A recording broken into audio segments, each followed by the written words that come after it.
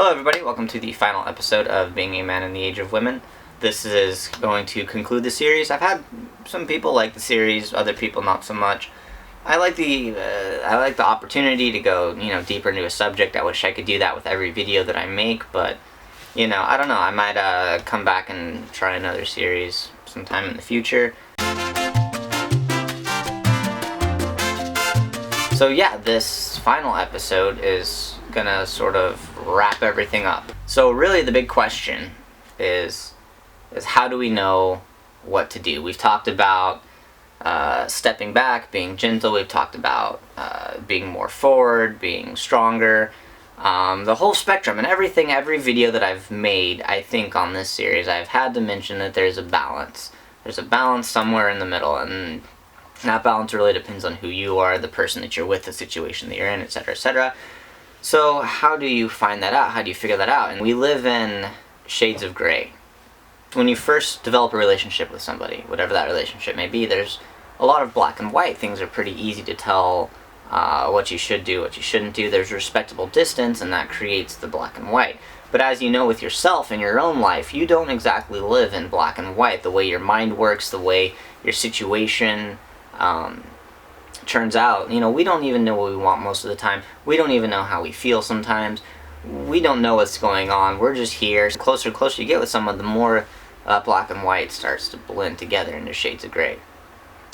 And, it's how things go, And so at what point do you get closer to somebody without completely going through them? And the truth is, you can't tell. It sucks. It sucks a lot, actually. There's a balance between stepping back and moving forward, right? And you need both of them.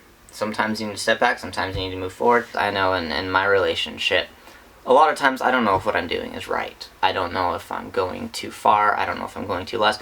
How do you draw that line? What right do I have? There's things that I have no right getting involved in my girlfriend's life. But I also have responsibilities, things that I should step into, things I should take upon myself. So there's that, that right versus responsibility. It's where do I land in that, It's hard, and especially, since our own insecurities, the way we think things work, really get in there, and it messes with it. I mean, if there's anything that'll clear that up a little bit, it's deal with your own insecurities, deal with your own bullshit.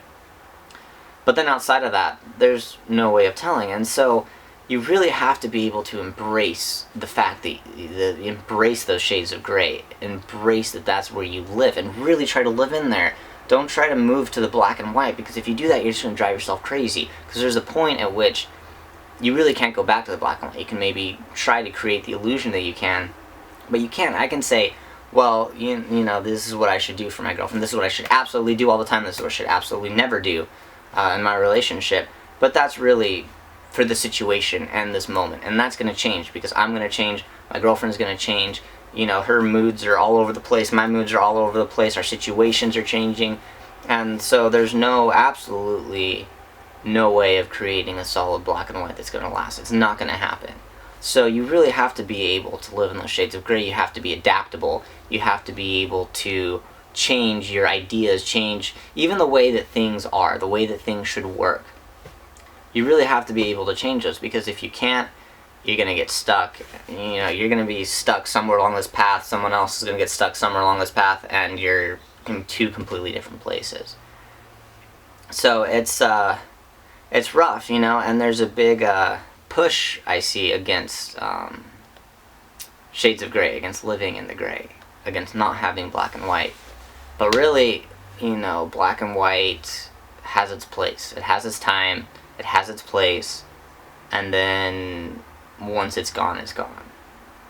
And so, as men, you really have to be able to understand that you can't create the black and white. Use your moral judgment, obviously. This isn't abandoning morals. I'm not saying abandon your morals. Use your moral judgment.